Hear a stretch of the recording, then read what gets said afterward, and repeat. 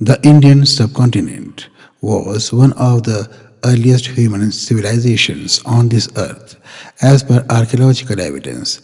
After the migration of the human races from the African continent around 60,000 years ago, the oldest known ancient civilization in India was the Indus Valley Civilization, one of the highly developed urban areas of that period. Unfortunately, we haven't deciphered its script, but based on the available evidence, we can say that society was atheist. Atheism was the ancient philosophy of India. It manifested in full bloom in the age of Lord Buddha in 6th century BCE.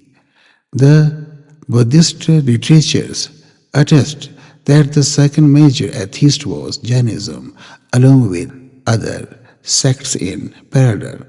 According to the Buddhist literatures, Gautama Buddha was 28th Buddha, so the Buddhist civilization predates Indus Valley civilization.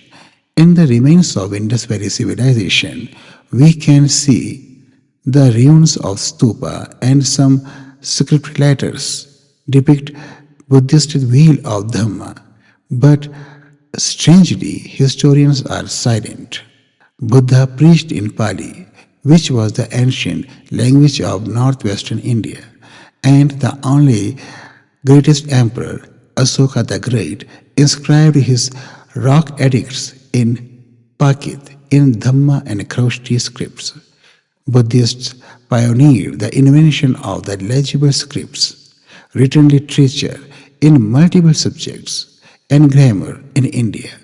They refined Pali and Pakit and artificially framed a new language for scriptures and dictations called Sanskrita.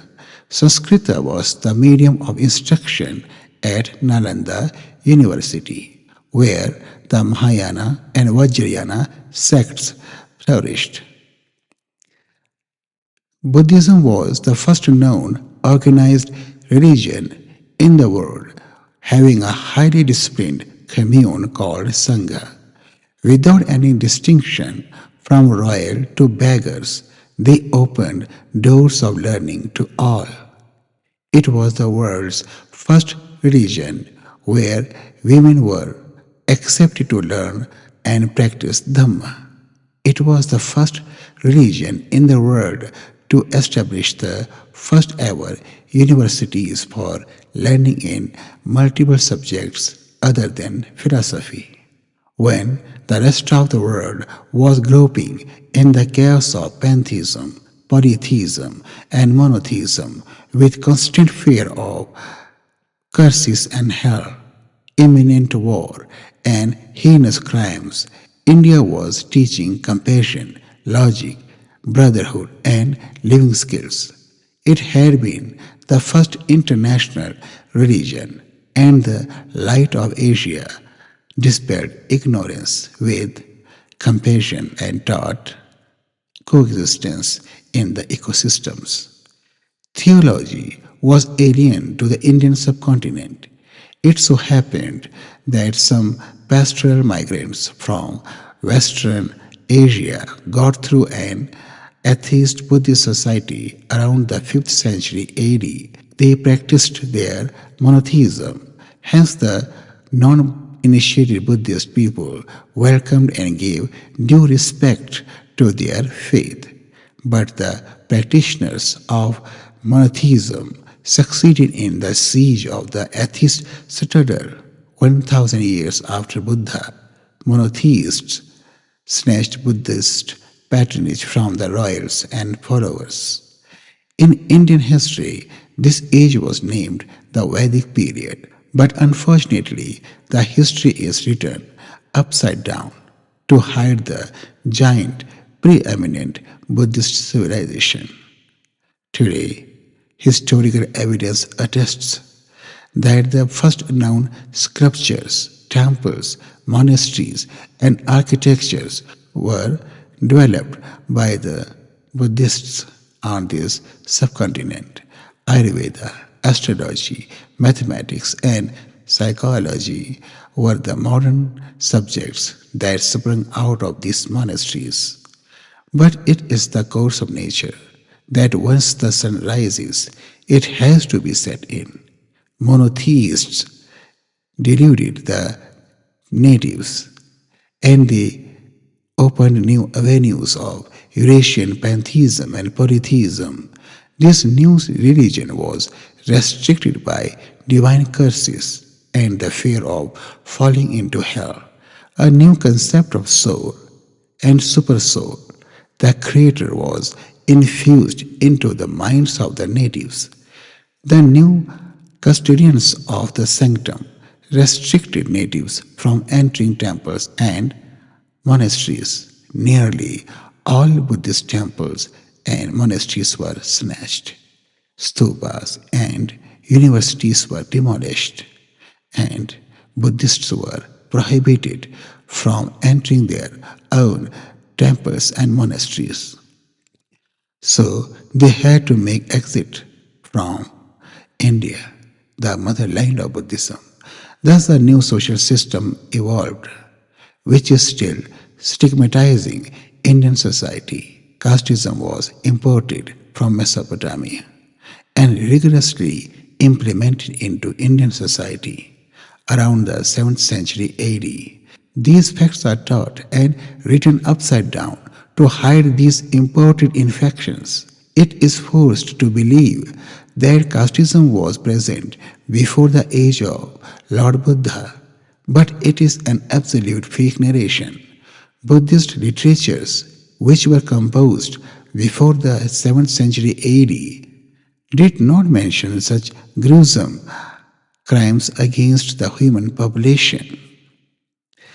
Buddhist civilization was such a gigantic entity in Indian history that no historian can avoid it, but it was deliberately hidden to attest that the imported religion was genuine on this soil.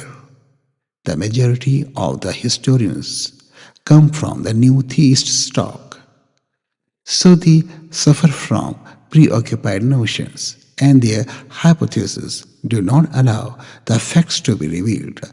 Practitioners of the new faith knew of their failure to hide Buddha and its preeminent philosophy, so they contrived to record Buddha as one of their God's incarnation. It was designed to satisfy public distaste and to beguile Western researchers. That's why when Max Muller proposed the theory of the Aryan invasion and the Sanskrit language as a prehistorical entity in 1850 AD, the new theist knew no bounds of joy. Still, Indian historians do not question and doubt the Aryan invasion, Vedic period, and Sanskrit language. It is a fallacy that we suffer from, and we have to read a history purely infected and projected. There is not a single piece of evidence that can attest that these hypotheses are true to the fact.